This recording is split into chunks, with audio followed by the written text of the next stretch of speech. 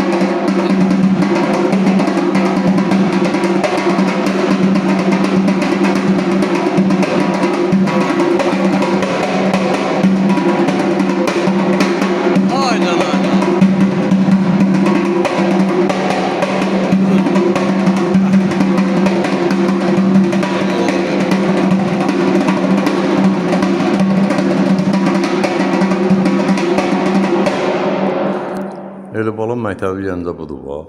Bu ev tapşırığında ifadədir. Hələ arxivdən də çıxartdı. Sağ olsun. Sübaladır, sübala. Öpürəm səni. Sağ ol Elginoğlu. Eldəniz müəllimi yaşayış yeri, yanında şəhər iş yerimizdə Əmniyyətçilər Mədəniyyət Sarayının qapısı. Xalqımın balalarının üzünə açıqdır. Biz hazırıq qəbul eləyək. Nəyi biliriksə də.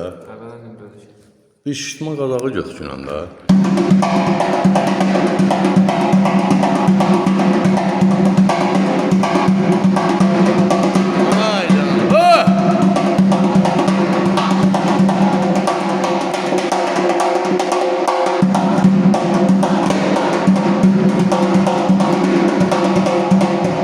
Əla, sağ ol Üstü.